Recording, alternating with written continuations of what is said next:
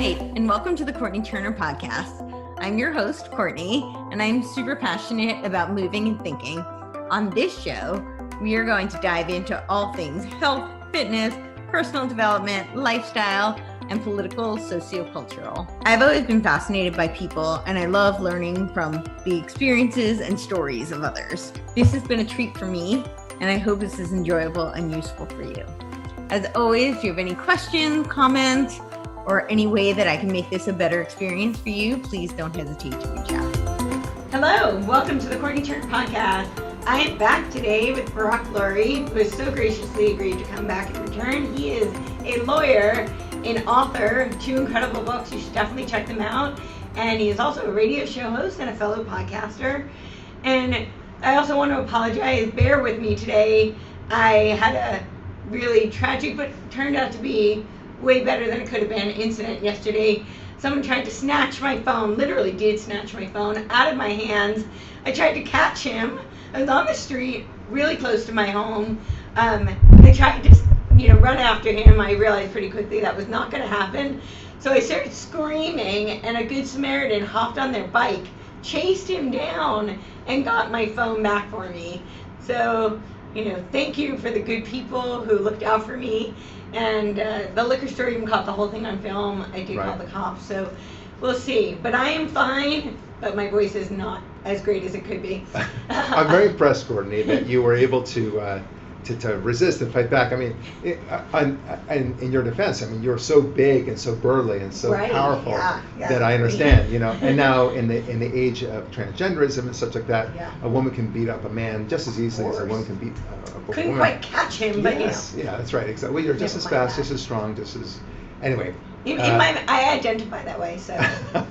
I'm so grateful that everything is okay with you. Thank you. And look, I'm a man that thinks in terms of probabilities. We spoke earlier before that in a way this is great news because you had your incident, right? Yes. And God willing, this is the only incident in your life where you had this kind of crazy confrontation like this, and it turned out so well for you. Yes. You're here, you're fine. You even got your phone back. And you've got a great story to tell. Yeah. So it's so may we all have such instances if we're going to have a criminal event happen upon us. Yeah. So I'm just so pleased and so grateful that you're here. Thank you. Safe. No, I feel very, very fortunate. I am super grateful that it worked out. All things considered. Right. So today I wanted to talk about events that are less fortunate. I think and I think you would be much more equipped. I think Barak is much more knowledgeable, certainly in the biblical text and some of the historical references than I am. But there's been a huge rise in anti-Semitism that I think that nobody can really dispel that or disagree with that. Right. And we've seen this from the left for a really long time. So it's not really all that surprising. What is surprising to me, we were talking a little bit before we started shooting, is that I'm seeing a rise of it on the right and I think it's coming from this, what I call like the truther community. And these are people who I personally think it may have come from like QAnon, maybe resurrecting some of it.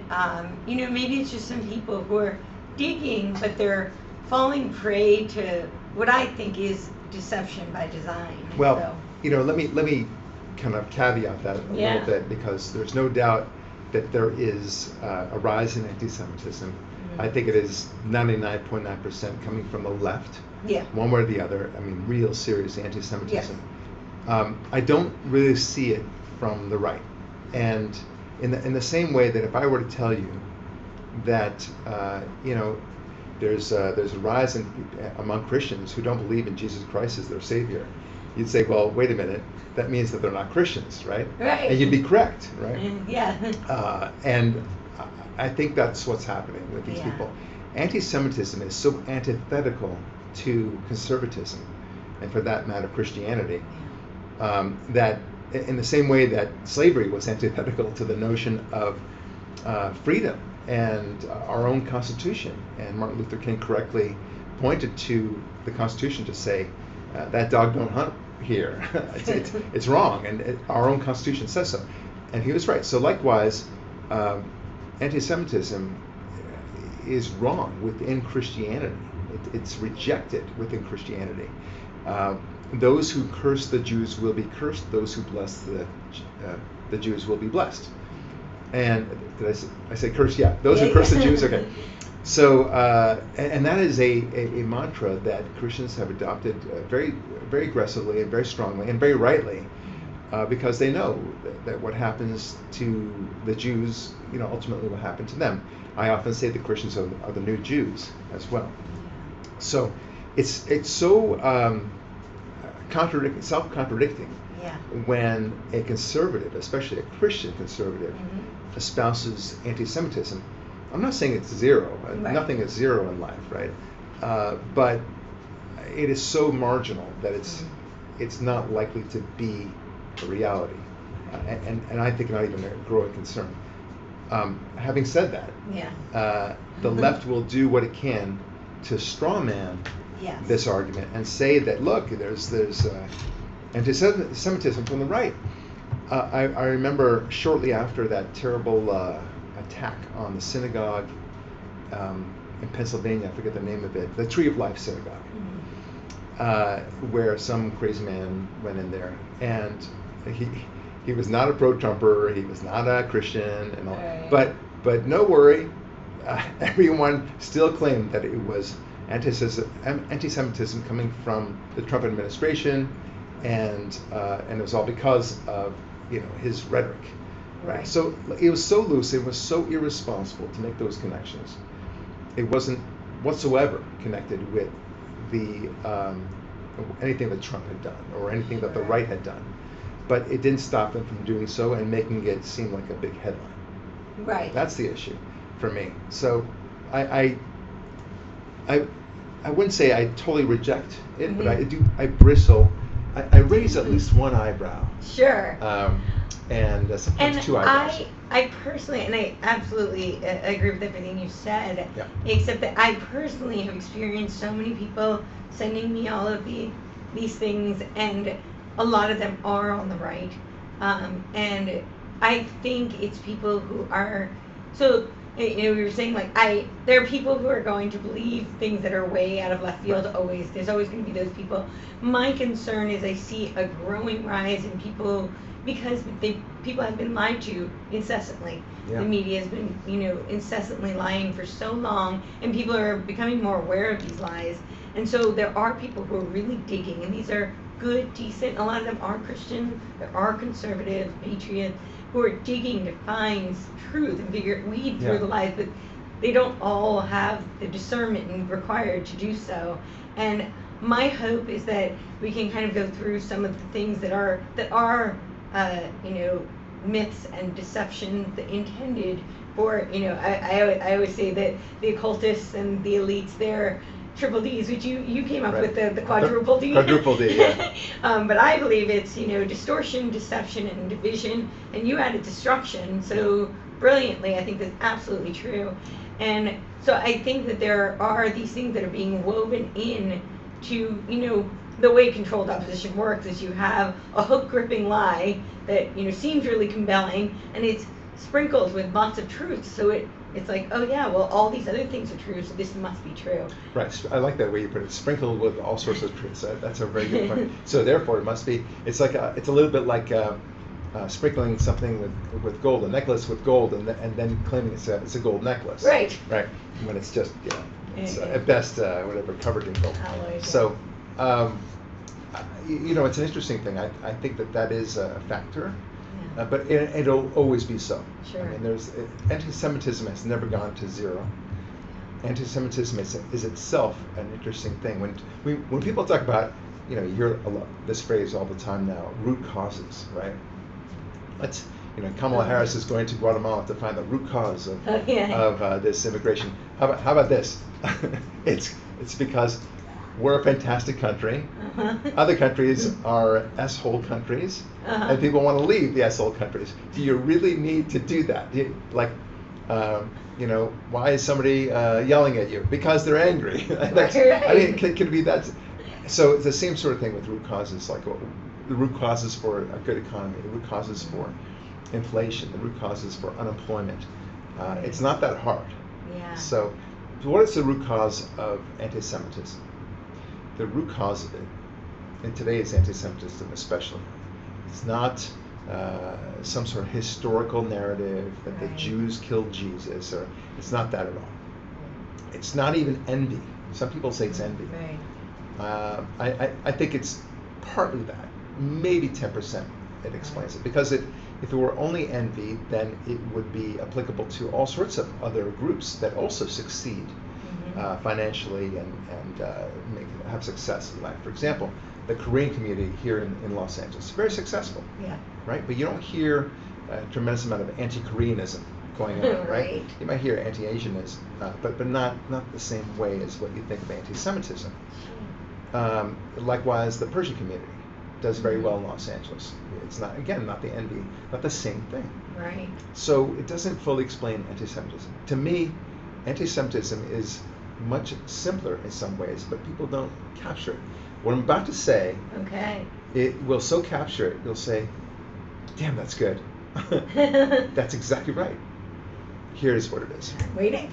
The Jew is that kid in your 4th grade class that when the substitute teacher comes in, because the regular teacher's out, and the substitute teacher says, okay class, where are we in your lesson plan?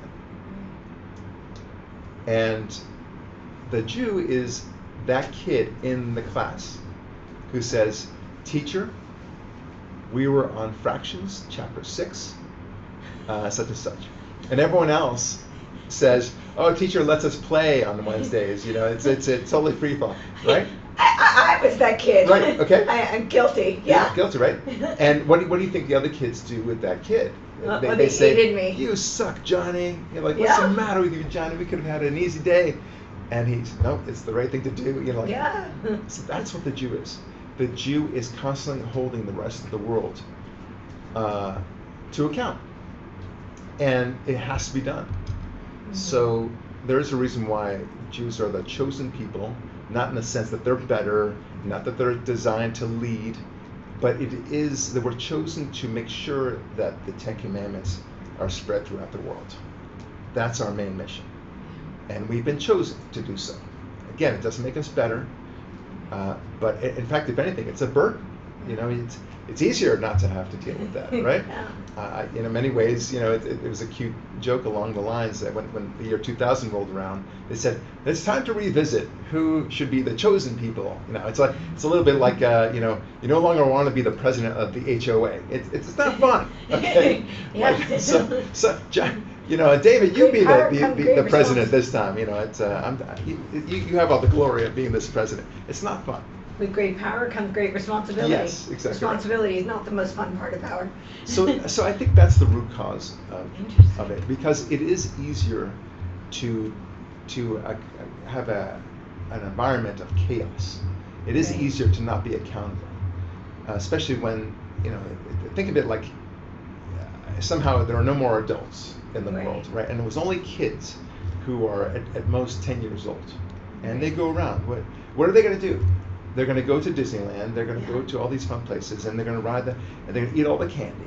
Right. They're going to go to all the pizza places and just tear it all up and everything else, and have fun with their bicycles and just do crazy fun things for a while, right? But then eventually the world collapses. Right. So it is in a world without the 10 Commandments. 10 Commandments is our structure, and we need it. And the Jews are simply saying we need it, and now our Christian friends are also saying the same thing. We need it, and we are tied together. Thank God we refer to it as the Judeo-Christian world. Yeah. I love that. I do too. Because we are really bound together as one, and it's a great blessing. And America is a light unto the nations for the exact same reason. So going back to the notion of this happening. Yeah. So yes, there will be people who purport to be from the right. Okay, here's John Smith.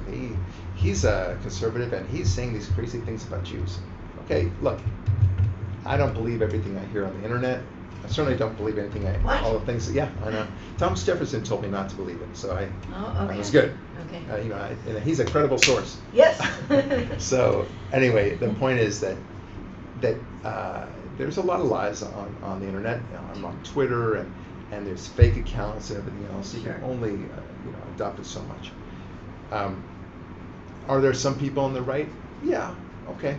But the thing is that you can always tell. And here's the good news: that you can always tell when it's a real thing, because if it were a real thing, then CNN and MSNBC, LA Times, New York Times, PBS, and so forth, they would announce it loudly and proudly for 24 hours, 7 days a week, 30 days a month, and so on, because they would really have to, they want to drip it dry.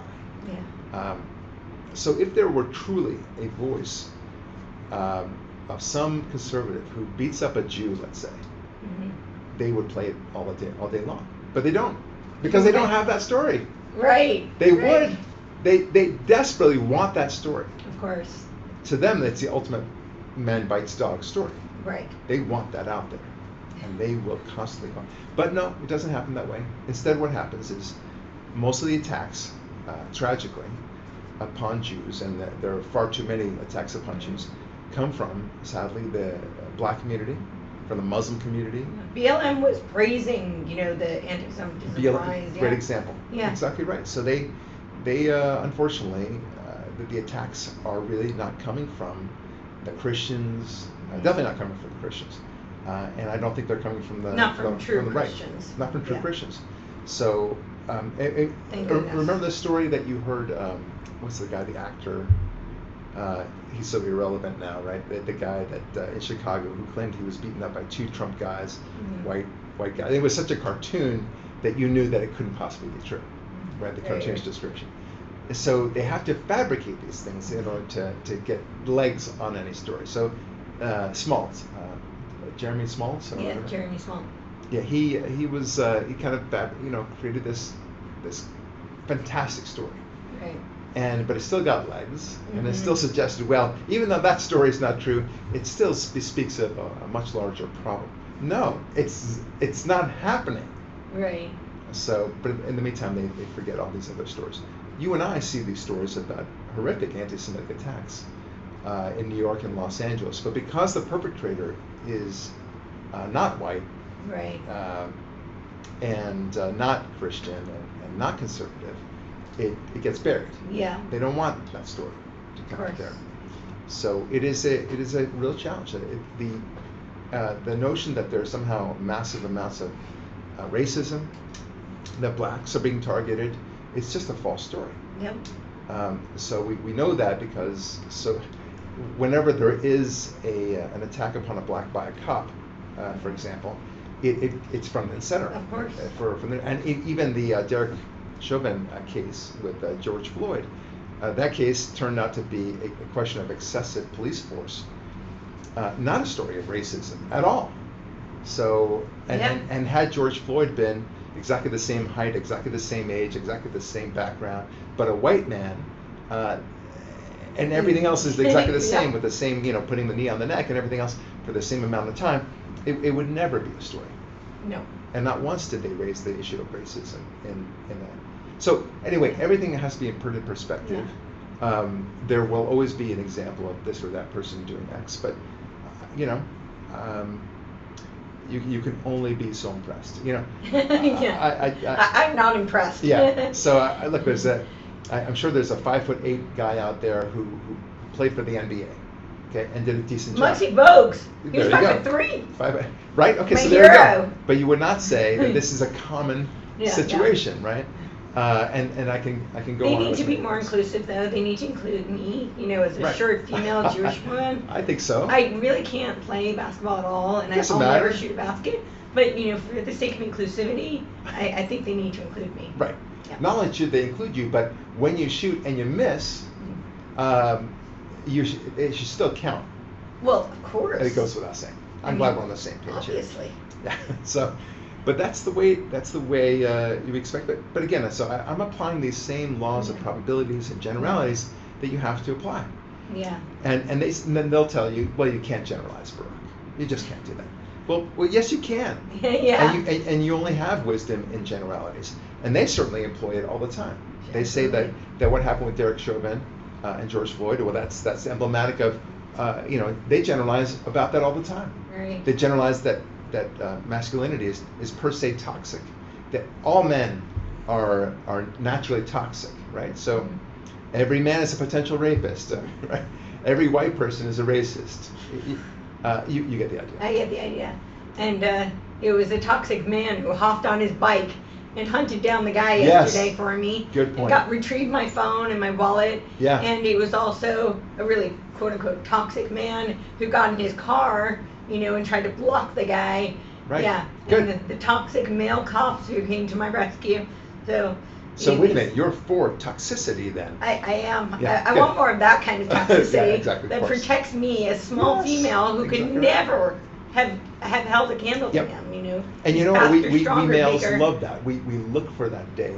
We want to help out. It's like my dog. He likes to bark at anything that passes by the front of our house. Because that's danger, Will Robinson. So for us, we have this impulse to protect. Mm-hmm. And yes, we're very discerning, much more so than my dog, of course. Yeah. But if we saw some man harassing a woman, we'll jump in and say, cut that crap out now.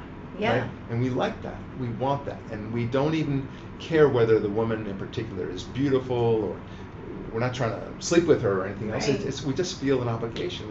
We that's like it. That's a male instinct. Yeah. And as a woman, I'm very grateful that you have that. Yeah. Because we need that protection, because no matter, and I'm fairly strong. I will never be stronger than most men. Right.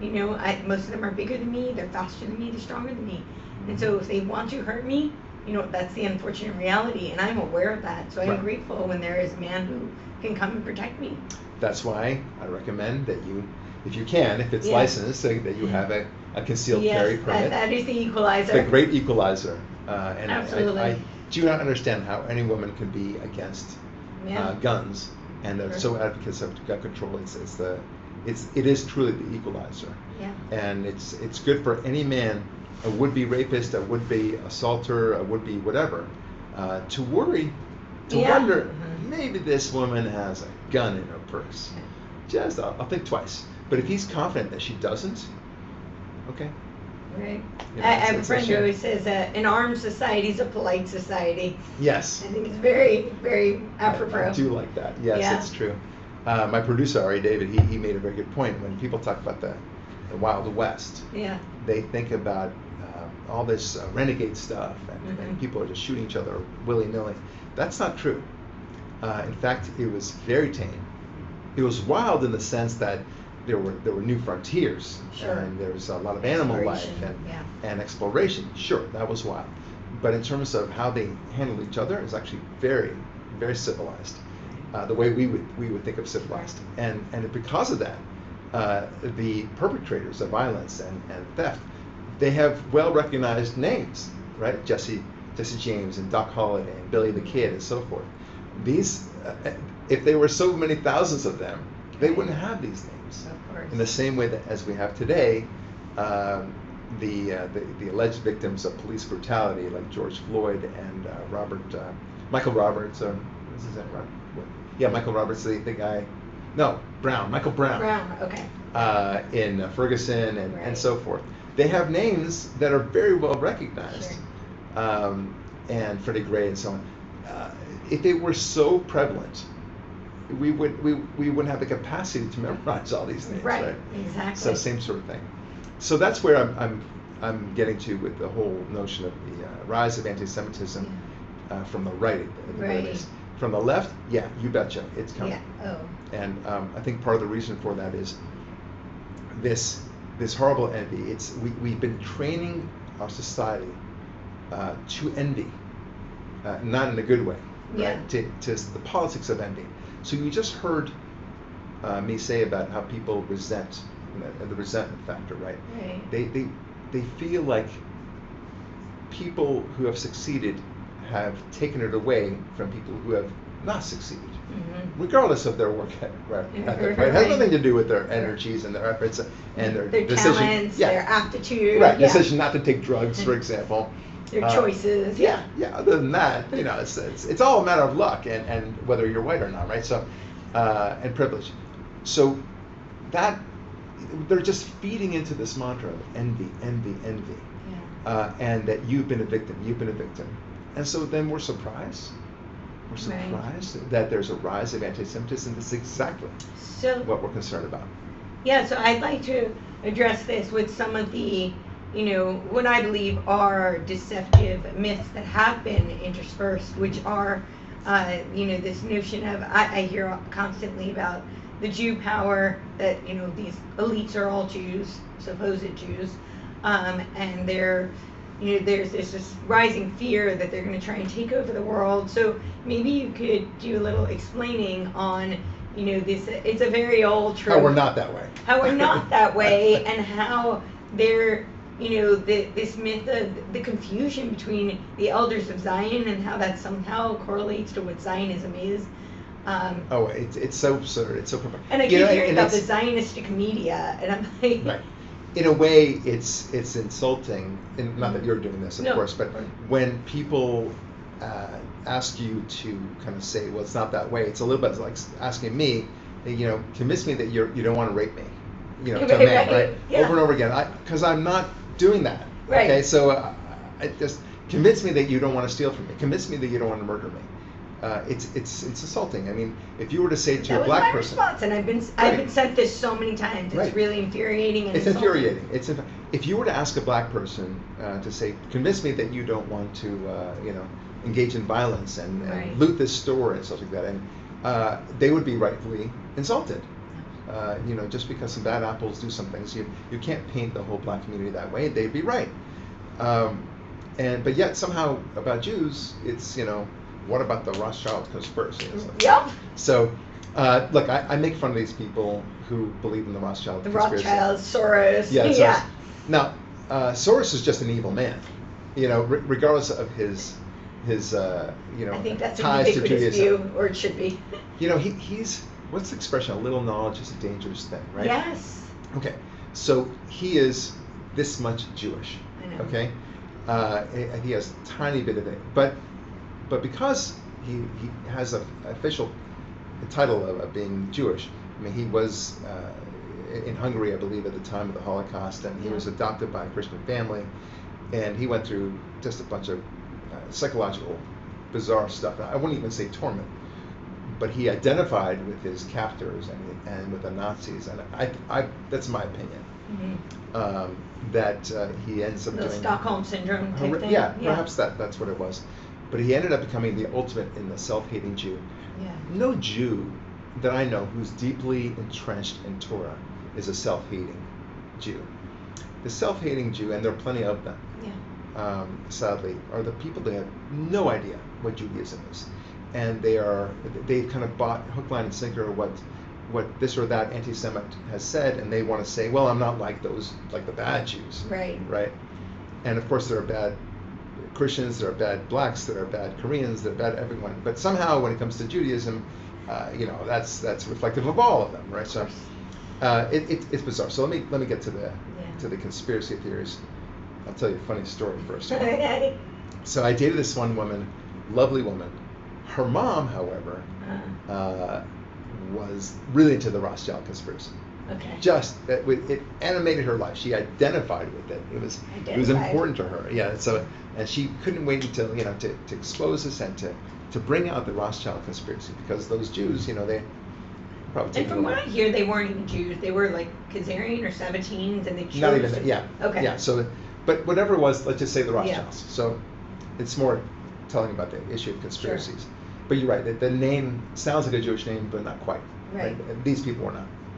So she believes that the conspiracy to take over the world's finances and control the whole world has been going on for centuries, over multiple generations.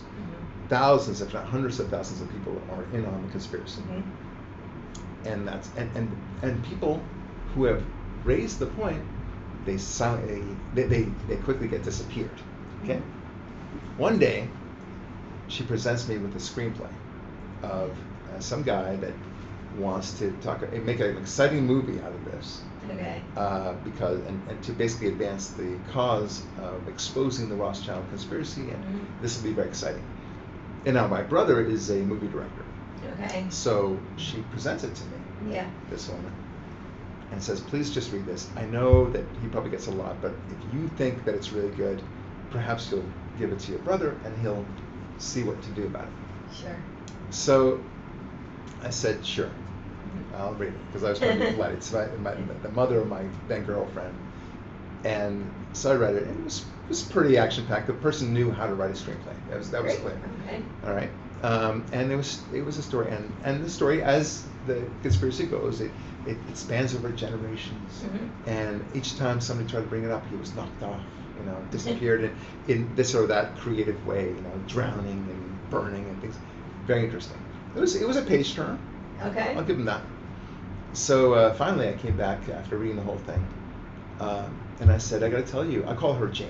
Okay, I don't want to give her. Of course. Jane, I want to tell you that I actually thought this was a pretty good screenplay. You did? You did? Yeah, I did. And I said, but there's a big problem. She goes, what's that? And I said, well, I don't know if you thought through this, but if it's true what happened in here, and you're going. I'm going to be knocked off. You too. My brother will be knocked off, and I love my brother. Yeah. Right. And if we don't get knocked off, that means that this whole thing is not true. You could see her brain kind of like not big. She couldn't wrap her head around my it. girlfriend, who was at odds with her, she just smiled so she loved it. It was the sweetest thing. She goes, yeah, he's got you there. Yeah. So it's a damned if you do, damned if you don't situation. This is the kind of mindset of not just the Rothschild truthers, but anybody who believes like this. None of it generally makes sense. It's very hard to keep a conspiracy going on, and likewise with the elders of Zion, which is I think before you get to it, I just want to interject with one thing. I think it's also people get very caught in binary thinking. So, while I don't think that there's no truth to, the Rothschild conspiracy, or rather than calling it even conspiracy, just, to some of the actions of the Rothschilds over the generations, the international bankers, that doesn't mean that, that the entire story that's being promulgated is necessarily 100% true. Okay, so the Rothschild, I mean, it's not, I mean, it fluffed up just like the elder. It is a fiction. It is a fiction. And the fact that some Jews are bankers, that's true. Okay, like you said, I like the way you said they sprinkle it with some truth, right? Exactly. That's my point. It's true that Jews historically have been involved in the banking world, but only because they were forced into the banking world. Yes.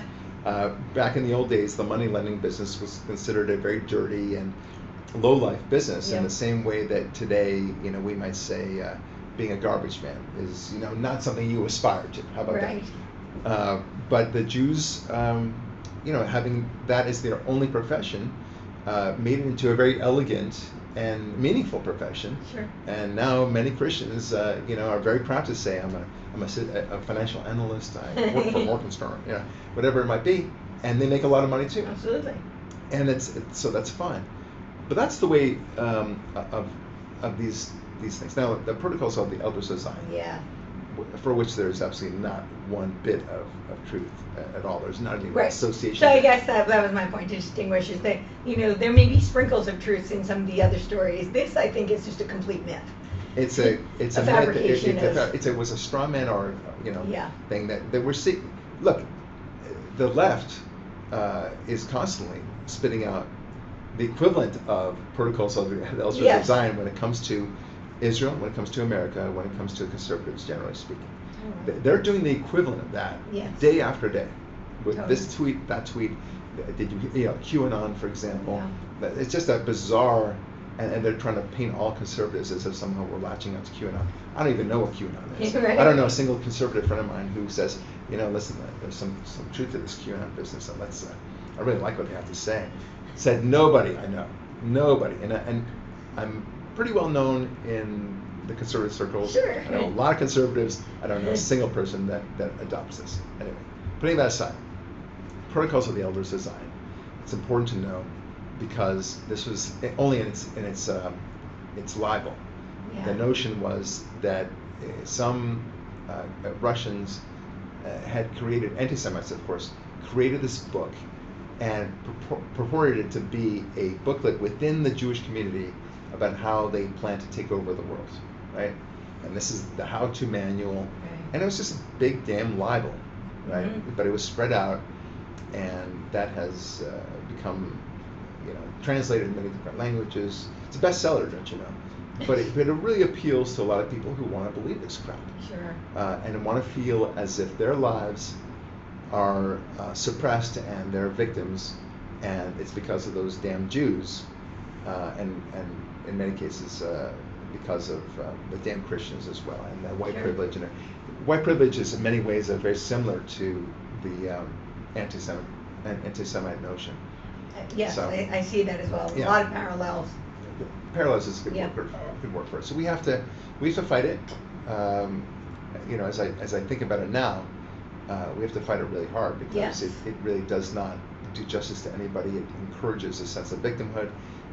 It's totally antithetical to the American way. And anyway, that's what I Yeah. worry about. I don't mean to hog up the time. No. That's why you're here. That's why I'm here. No, I so appreciate it. I would love you to also talk a little bit about the other concern that I've heard a lot about is the Noahide laws and the fact that I think it's since 1991 each president has signed it into law. So I went and looked into the Noahide laws, and to me they look very similar to the Ten Commandments. There's only 7 of them. I think they're a code of ethics. I wasn't sure why people were suddenly screaming in horror that this was such a scary thing. Well, because it sounded like the improper mixture of government and religion, right? Right. So that's what that's people why are they afraid don't want it. But the notion is that the 7 Noahide laws, Mhm. which have a lot of overlap with the Ten Commandments, is that they are applicable to all people, not just to the Jews.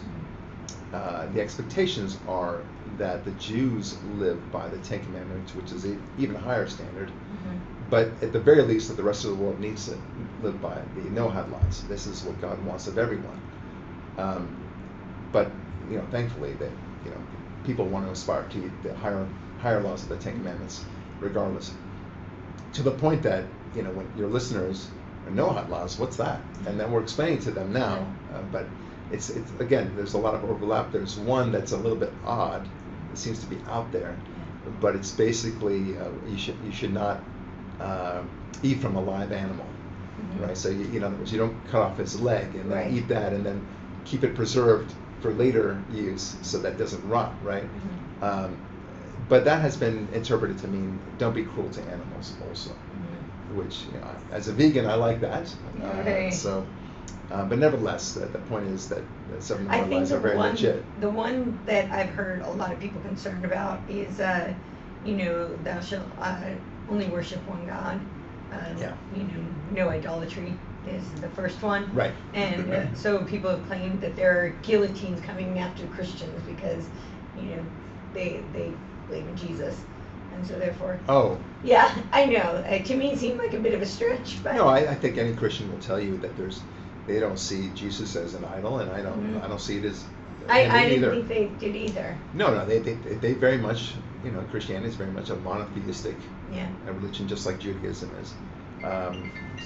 We don't need to get into the Christian interpretation of this, but they see it as one. I forget which one. I guess the Catholic faith that there's the Father, the Son, and the Holy Ghost. That's one. In much the same way that you can view water in many different ways.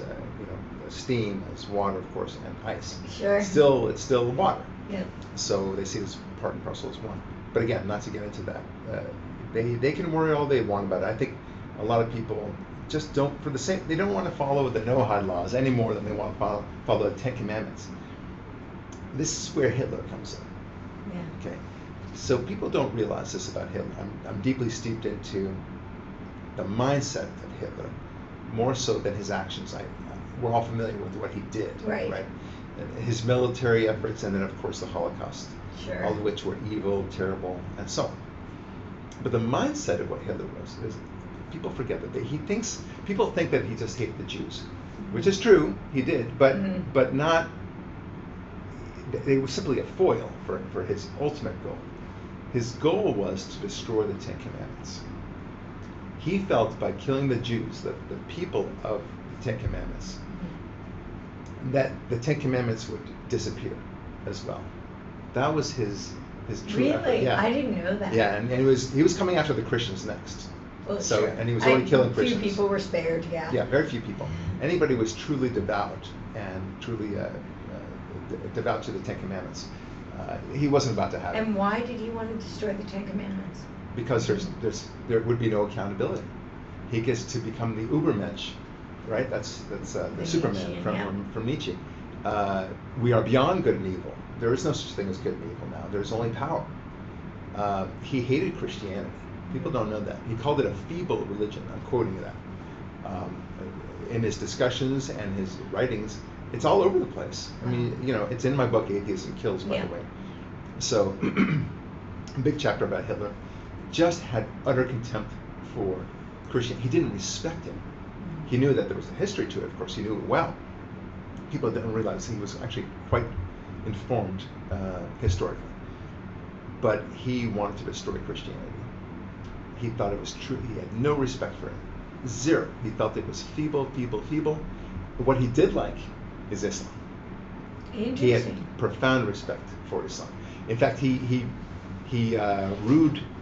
bemoaned the fact that Germany had not adopted, if any faith at all, that it had not adopted Islam. Islam would have been far stronger and far more rule-oriented for power purposes.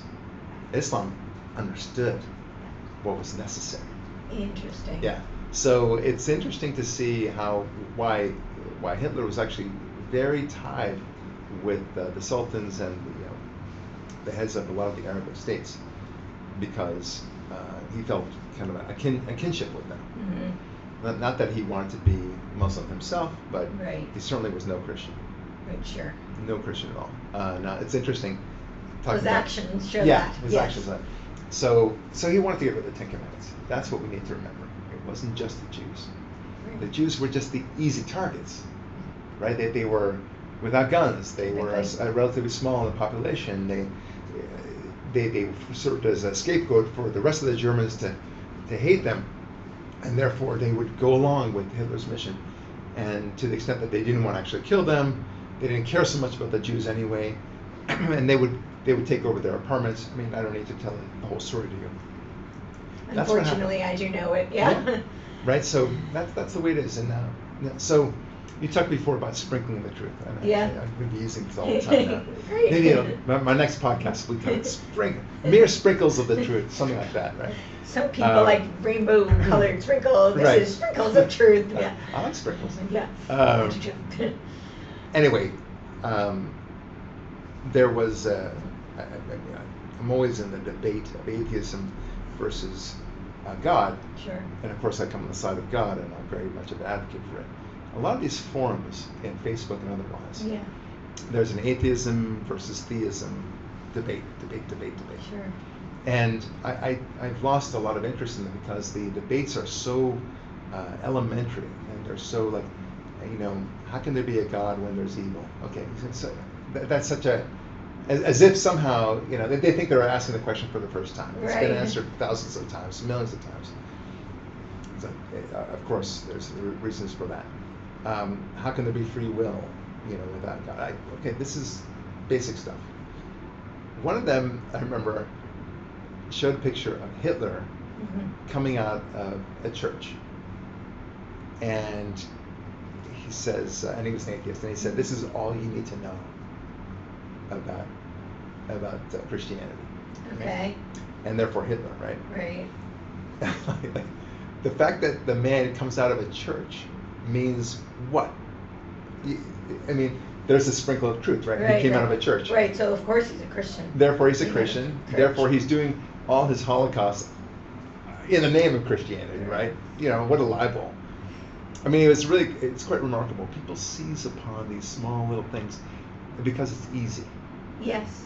It doesn't require discernment. It doesn't require true questioning or intellectual curiosity, or they don't. It's hard work. People don't want hard work. That's what I've come to think. Atheists are by definition lazy. I want to make that very clear. There are very few atheists that I know that, at least on the theistic side, maybe professionally, they have a work ethic. I don't know. Right. But from a intellectual standpoint, they're lazy. They don't want to go past a certain point because to me, it just opens up so many doors, but it requires them to think more and more.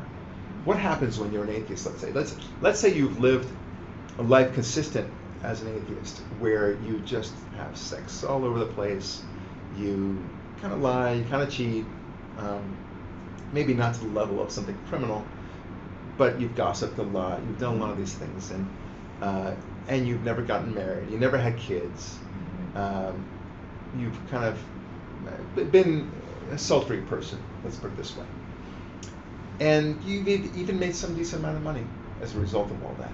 And all of a sudden, somebody asks you a question like, where does free will come from? Where does self-awareness come from? You can never mimic self-awareness. What are the probabilities that life happened independently? What are the probabilities that evolved into intellectual life? Have you ever thought about the differences between humans and animals? Right? And there are literally thousands of differences, not just one or two.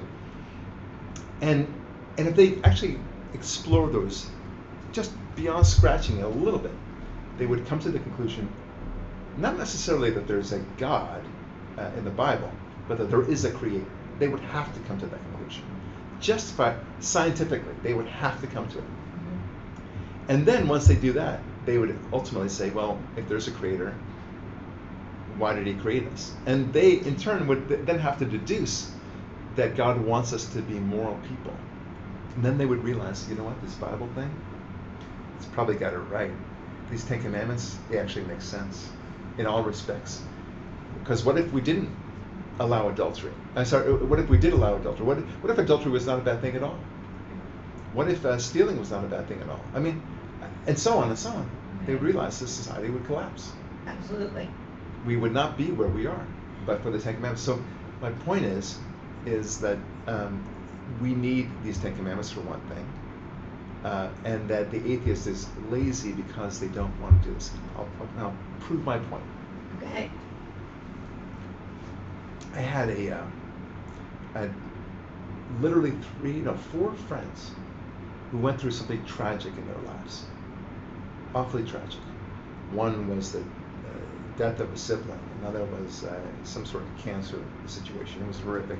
One was there was a murder, and each of them said to me, knowing that I was a great believer, right, they said, I would love nothing more than to believe in God right now, right. But I just can't bring myself to it, but it'd be so much easier.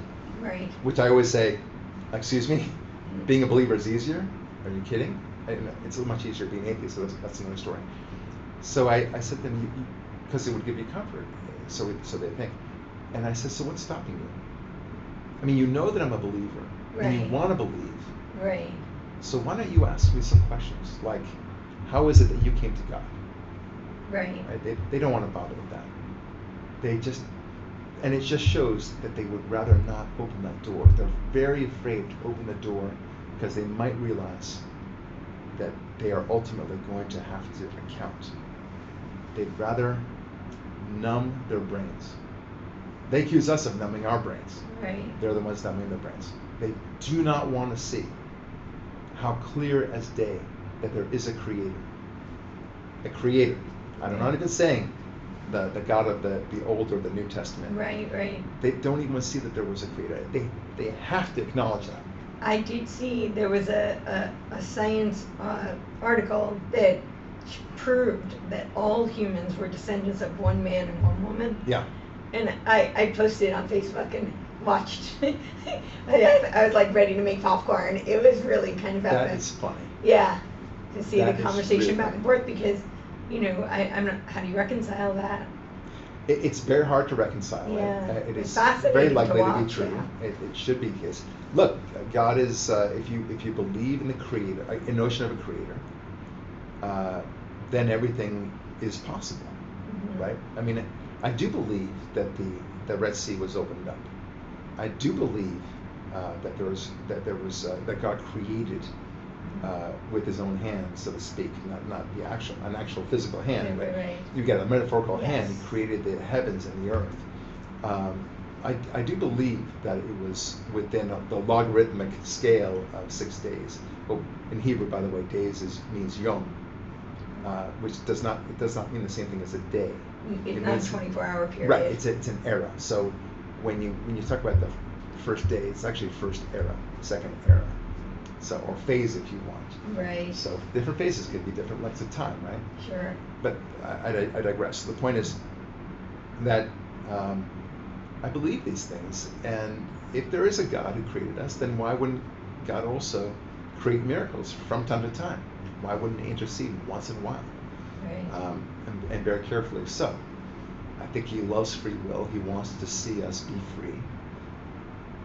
But people just, they don't want that, because with freedom comes responsibility. Yes. They reject it. That's why the leftists are constantly eviscerating the notion of freedom. Right? They play the game, Yep. freedom, but they may even believe it themselves, but they actually don't want freedom. They claim they want freedom, but they don't want freedom. No, they don't. They want control. Yeah, controls everything. Yeah. And literally they'll say, I think about freedom of speech, I think about freedom of faith, freedom to express our grievances, freedom to have an opinion, to engage in art. But for a lot of people, that's not their freedom. Their freedom is and they'll say, I want to be free from hunger. I want to be free from poverty. I want to be free from disease. Things like this. That's their idea. Not freedom. That's not freedom. Yeah, those are. You can make choices to escape those things. Right. It's security. Yeah. But they're confusing security and freedom. Yeah. That's what they're doing. Absolutely. But with freedom comes responsibility. And who wants to be responsible? Yeah. It's not fun. I mean, remember when you were a little girl, okay? Yeah. And you imagined, as we all did as kids, we thought, I can't wait to be an adult. That'll be fun. Those adults, they're driving their cars, they're flying whenever they want to. It seemed awesome. Yeah. Right? And they were right, in a way. And then they actually become adults. We become adults. Yes. And say, well, those kids, they sure had it good, man. That was great. Like, you want to drive? Sure. Yeah. Right? So they envy us for our freedom, but they don't realize how they have it good themselves. But a child doesn't want to be a child forever. Shouldn't want to be a child forever, because they have to play within the rules so much. But you are truly free when you're an adult, but with freedom comes responsibility. Now you have to pay taxes. Now you have to be careful on the road. Now you have to spend your money wisely. You have to vote. You have to do a lot of things. You have to participate in life. I think one of the greatest myths about freedom is that freedom is earned. And it's earned through responsibility, and it's earned through exercising the rights that grant you freedom. Yeah. And I think that-that's kind of what we're seeing a loss of today. Right. Is that people are so quickly willing to relinquish their freedom, and like anything, you use it or lose it. Right. And if we don't defend and exercise our freedoms, that's right, they're so easily vanquished. Yeah. And that's what it's all about. And Hitler knew this very well. He offered them a world of security. And big people often talk about his oratory and how convincing he was, and how people were under his spell and such. But it wasn't really so much that. He offered them a world where they would be taken care of, and that would and made it seem glorious. Sure. To do so. That we're now doing this under this rubric of nationalism, which was ultimately socialism. That's what he's really offering, and that was what was tempting. That's what succeeded for him.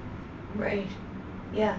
That sounds really good on paper. Yeah. Until you understand that socialism is really just a stepping stone to communism, and communism always results in hundreds, millions of deaths. Right. The gulags or the concentration camps, one way or the other, it's going to happen. Look, we had recently an event, current events with this horrible condo collapse in Florida. Yes. Right? And people rightfully, it should not be a political thing. I mean, I don't think it's a political thing yet, but don't you worry. Somehow, don't you underestimate the political powers that be. They'll blame it to Santos, who's the governor of Florida, of course, saying, "Well, this happened in your state under your watch, Mister." Never let a crisis go to waste. Exactly. But in fairness, they haven't yet said that. So, good. But don't worry, it'll happen.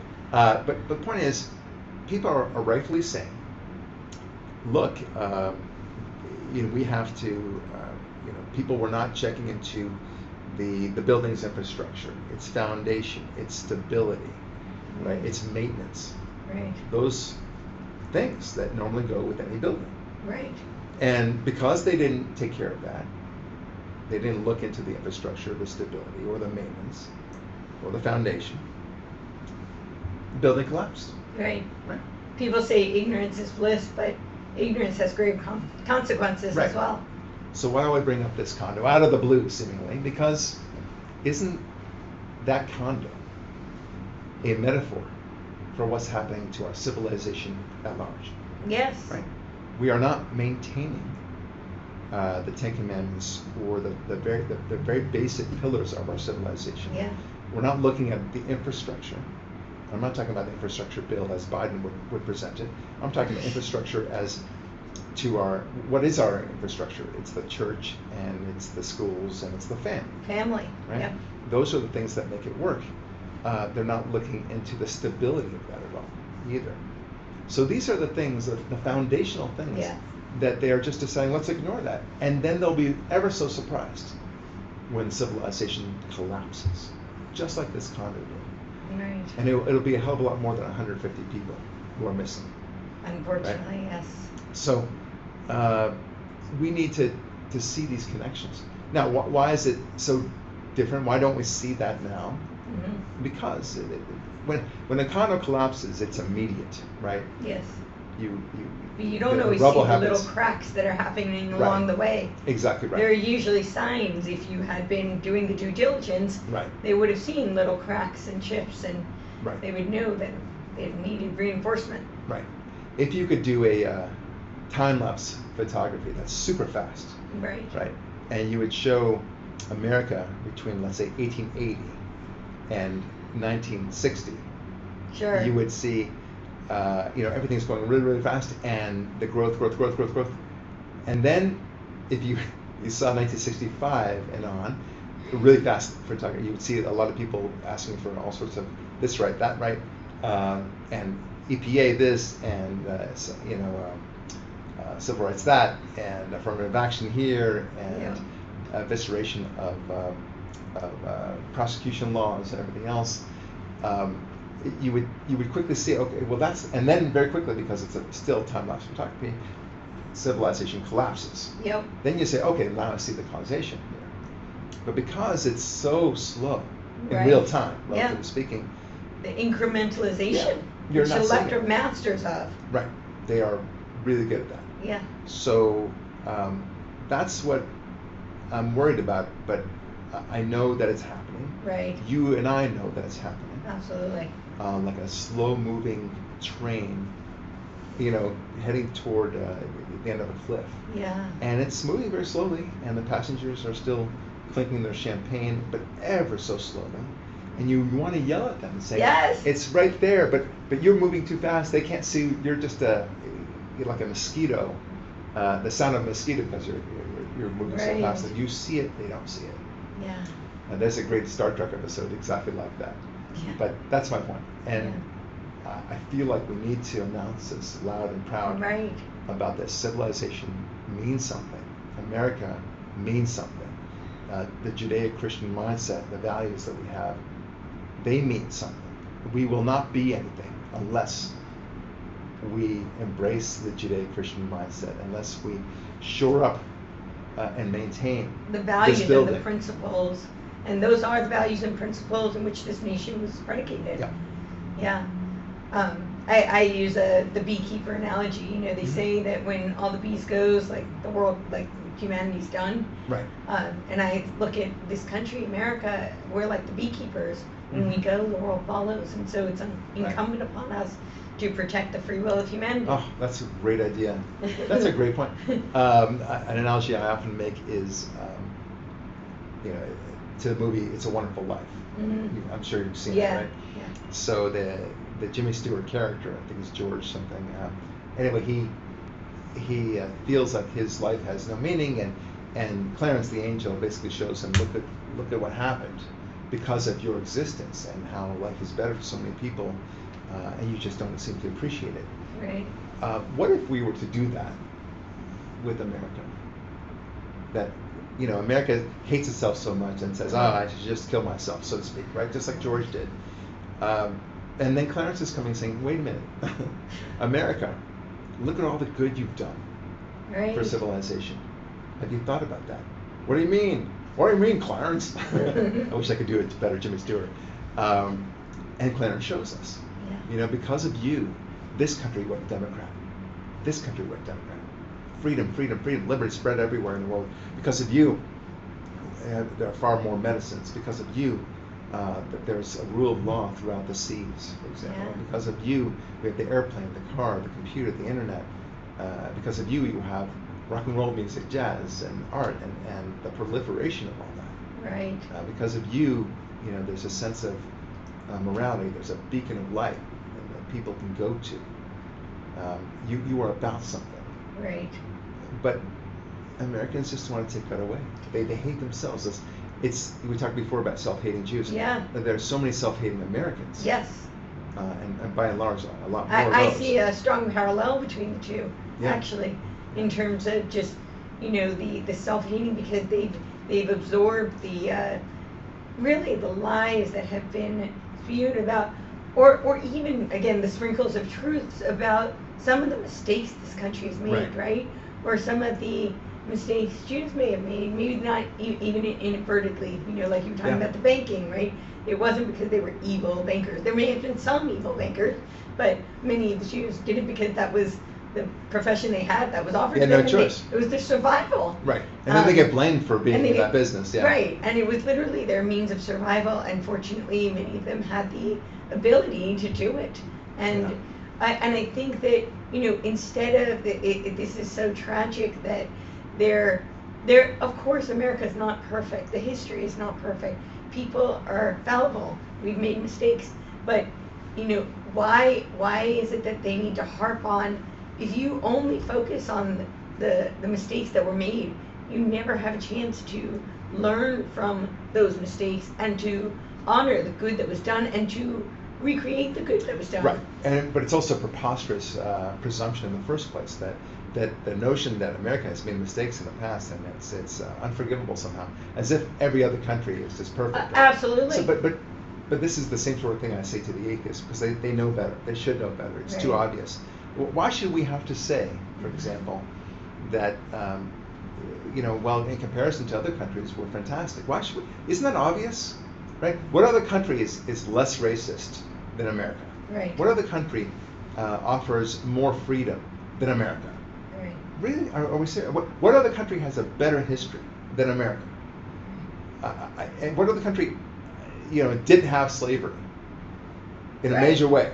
Yeah. Right? Something that was in existence in the 1800s. Sure. Why? But we shouldn't have to ask these obvious questions, because they don't want to ask it. They just want to hear it. They just want to repeat these mantras that America's evil. They've got a different agenda going on. It's not a question of convincing them. Right. It's a question of fighting their agenda. Absolutely. Yeah. And I feel the same way about, all of what I call, well, I'm now going to call it the quadruple Ds, the deception, distortion, division, and destruction. Divide and conquer is one of the elite's, primary tools, and so they do sprinkle in these hook-gripping lies with the sprinkles of truth in order to turn people against each other. So I guess I'm going to ask you, what do you think Americans can do, or just people can do, really, to combat some of this rising anti-Semitism and this attack on America and and Jews and the free will of humanity? That's a great question. I mean, the first go-to answer in my mind is that they need to educate themselves about anti-Semitism and the history of anti-Semitism. Yeah. Whenever I see somebody saying something anti-Semitic, and it's happening more often these days, of course, I feel like going up to them and saying, congratulations. What do you mean? Well, because for being another schmuck, getting in the line of history, making the same stupid mistake. Right. And had you known about this, had you known the history of anti-Semitism, you would feel like a fool to be participating in this now new anti-Semitic attack.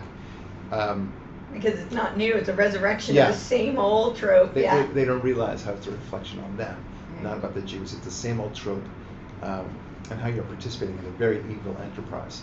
Yeah. That's one thing. So educate yourself. That's the go-to thing as well.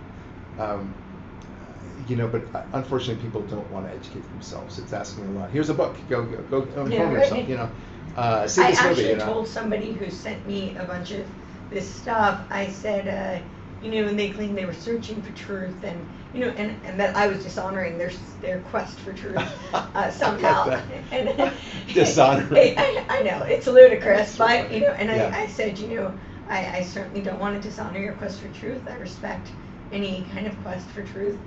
Obviously, so you respond way too politely. I would say you're full of crap. My company's name is TruthMatters, so I said, absolutely. And I said, however, I think perhaps it would do you a great service to read the Bible, the scriptures themselves, both the Old and New Testament, and you might have a very different perspective after that, instead of following. And what did they say?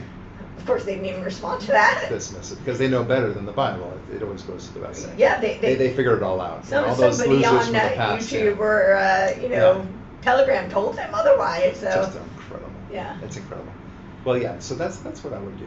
I think informing, but in many ways you just have to fight. You just have to bring in those people who are less informed at the very least, because you're not going to convince the crazies. Right. In my firm, one of the things I don't, we just hired a nice gentleman to be one of our attorneys.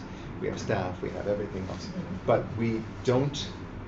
There's only one thing that I will not tolerate, and that is anti-Israelism. Anybody who thinks that Israel is somehow the aggressor, the evil enterprise in the Middle East. Yeah. Not just because I disagree with it, because I think Israel is a great country. Sure. It's a matter of fact to me. It's more of a fact to me than global warming is to them. Okay. Right. That's how clear it is. But people who are rally against Israel, their moral compass is flawed. And that betrays a far greater moral problem that they have. Yeah. They are more likely to be deceptive. They are more likely to lie. They are more likely to be lazy. Because if they can't figure out that Israel is the moral light upon nations and how good it has been, then it means that they haven't done the research. It means that they have the politics of envy at play, and that they will they want to push an evil narrative of victimhood as well. And that's what the way that they'll be as a lawyer, as anybody working for me otherwise. I don't want that. Of course. Right?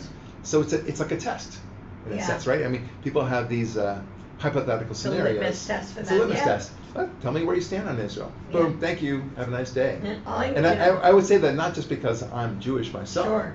I would say it as a Christian. Or anybody. I'm just curious where you stand because it reveals so much to me about them. So anyway, the point is that you ask what to do. Yeah. We need to. I do want to, before you get to that, I'm so sorry, I do want you to clarify, a lot of people don't think that there's a difference between, they think there's a distinction between anti-Zionist and anti-Israel. Right. No, there's no difference. No, it's people don't even know what Zionism is. I think they don't. I think there's a lot of confusion around what that means. Yeah. Yeah, but they have very strong feelings and very strong opinions about it. That's the amazing thing. All based upon assumptions. They have no idea what's about. Look, the more I live on the planet, the more I try to be humble about my strong opinions. Of course. There are very few. Me too. Yeah, very few things that I'm very certain about. I'm very certain that there's a God. Very certain. I don't believe in God. I know that there's a God. I'm certain. Now, whether that's the same God of the Bible, I believe in that very strongly, very strongly. But that there is a creator, that's obvious to me. And I think dare I say, I think you're a fool if you don't know that there's a creator. And you don't have to read Scientific American and to get a PhD to figure this out. God has given us the tools to figure out that there is a creator. You should be able to look around, and the Talmud says this over and over again. You should be able to look around and figure out that there's a creator just by your surroundings. Without a telescope, without a microscope, you should be able to figure it out. And the Talmud, the scholars, they're right. Oh, that is another thing I wanted you to touch on. Thank you for bringing that up. Yeah. That's the other one I've heard is people need to learn about the evils of the Talmud. So could you? Like what? I haven't gotten clarity on. But I think that I personally actually don't know that much about the distinctions between. There's the Babylonian Talmud. There's the Jerusalem. Well, saying to learn about the evils of the Talmud is like saying people need to learn about how George Washington wanted to be a rhinoceros. I mean, what? What are you talking about? It's ludicrous. There's nothing in there. People can say I don't like God, fine, or I don't believe in the Talmud or the Torah. Okay, it's fine. You're lost, so to speak. But to say that there's anything evil within it, I'm sorry, no. It's like saying. It's like saying there's Shakespeare was evil to have a pen and paper. I mean, what? What are you talking about? Right. So, no, it's nonsense. Did you explain just for people who I think a lot of people don't know the difference between Talmud and the Torah? All right. So, the Torah is the actual Bible. Yes. Right. So the Talmud is a reflection of the philosophical discussion of the meaning of the Torah and what we are to glean from that. So Talmudic study is simply to understand. You think of it like we have the Constitution, right? And then the laws that interpret the Constitution and a commentary on the Constitution. Here's what, so for example, the Federalist Papers would be the equivalent of the Talmud, kind of interpreting what we want to do with this whole Constitution the business. Discussion, right? Obviously, to write the Constitution. Right, and Talmud is even more deep, of course, because it goes over centuries, and analyzing it. You see the rabbis literally arguing on their paper, like the rabbi says this, the rabbi says that, and there's synthesis among and between them, which is a brilliant way of reaching truth, isn't it? Yeah. Right, so this is why we have freedom of speech. That's why it's the first. It's a beautiful thing. Yeah. It's a beautiful thing. So that is a big difference between them. Look, Judaism is a phenomenal faith. I use the word faith. I'm speaking the language of Christians. We call it a religion more so than a faith. The word faith comes up a lot. People, the atheists will say a lot of times, well, you have faith in this. I want to believe, but I don't.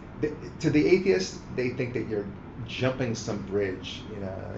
You just decide to do it. And with respect to my Christian friends, and you know how much I love Christianity. Yeah. Thank God for Christianity.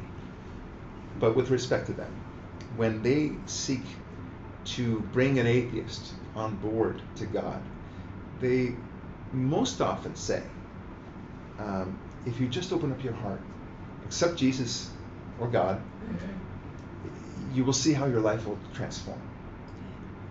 To me, that's a non-starter. It doesn't mean anything to me. It doesn't. It's not strong enough. It's not compelling.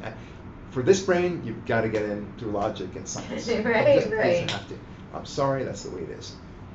But the thing is, it's actually easier to get to God through logic and science and probabilities than it is through faith. And I had this discussion with Dennis Prager. I said I feel bad. I feel like I got to God through science, logic, and probability. Everyone else was talking about faith, and it's all these great emotions, and it's wonderful. And he goes, no, me too. I would not believe in God, but for the logic of it. There has to be a creator. To us, it's obvious. Right. I don't understand when people say that they, will never be able to prove God. Really? Yeah, you can. You can prove a creator. I don't know if proving by the God of the Bible. That's a fair statement. Right. But I think it's pretty clear that it is the same one. But that's okay. Let's just talk about creator. and all the probabilities associated with it. I don't want to go bore your viewers with all the details. Sure. That are just so like clear as day that this was designed by a creator. Now, what that creator looks like, whether he answers by Jehovah or he looks like the God as the Mormons believe him to be, or otherwise. The white man with the beard. Don't know. Yeah. Don't know. But creator, yeah, you betcha. This is obvious. And the classic metaphor of, you walk on the beach and you see a watch.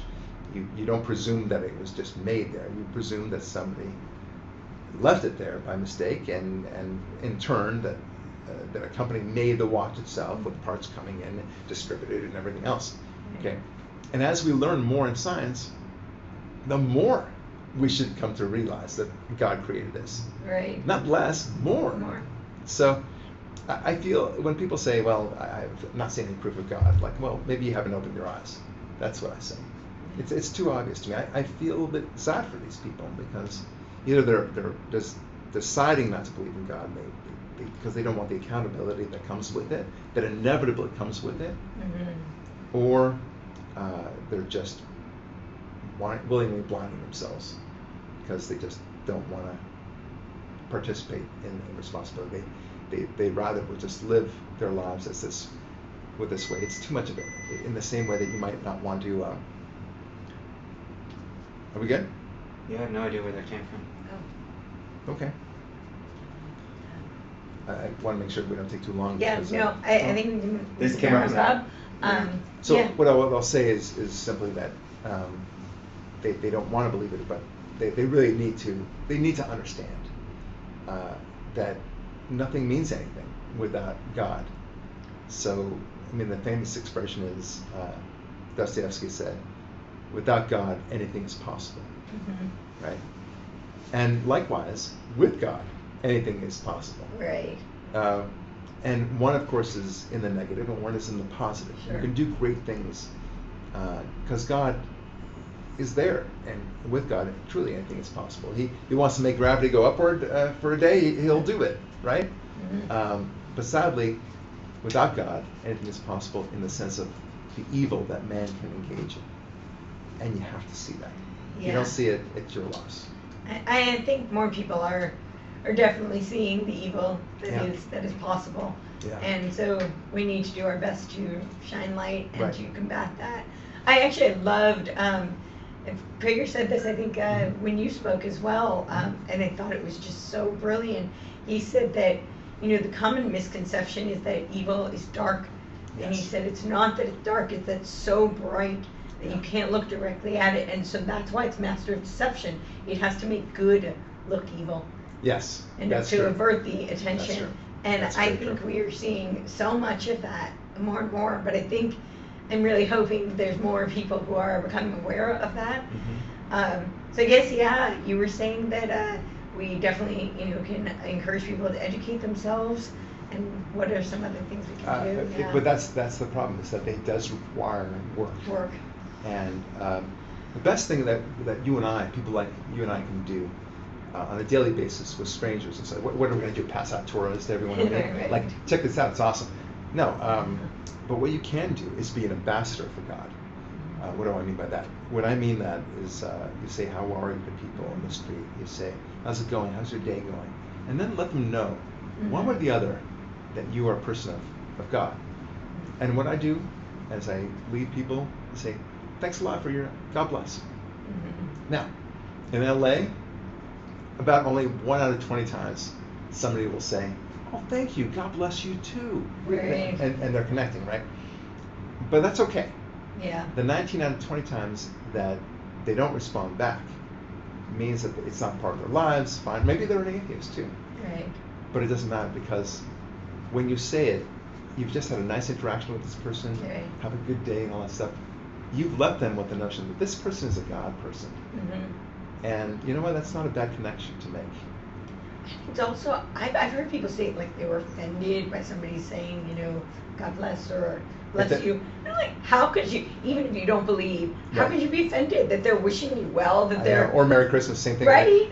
But I will make this very clear that Yeah. not once has anybody ever said to me, well, I'm offended that you said that.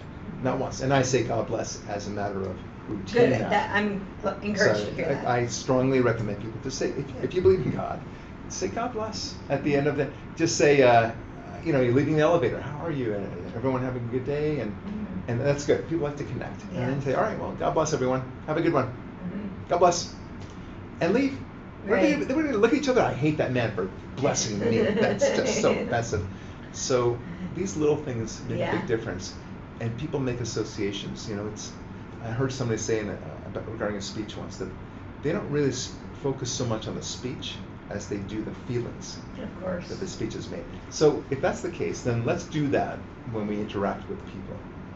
They won't necessarily, you don't have the time, nor do they want to study the Torah all day long. Sure. But they can get the feeling that there's something good associated with this person, and he's a God guy. That's cool. I like that. So one last thing I could say. Please. Believing in God seems to be hard work, and in many ways it is, because ultimately you have to embrace accountability, responsibility, because God is watching. You figure that out very quickly. But think of it like this. And now I'm looking to the people out there, the camera and otherwise. Think of it like this. If you're a really fat person, really unhealthy, and you simply say, you know what, this is not going well. This is going to be bad for me in the future. And you decide that you want to be fit. You want to be able to see your grandkids. You want to be able to play with your grandkids. And you decide, I'm going to work out. I'm going to eat less. I'm going to think about what I put in my body. Right. It's hard work. Yes. But it's just like that. Yeah. Believing in God is like that. And when you get to that point where you're fit and slim and you're healthy and you're playing with the kids, you say, that was worth it. Right. And you say to yourself, I'll never go back. Right. That's a great feeling. And likewise with God. When you do embrace God, when you vow to study the reality of a creator, and you find him, not through faith necessarily. I mean, you want to go by faith, that's fine. But if you go through the logic of it and you realize, oh yeah, then great things start happening. And you say, I'm glad I'm here.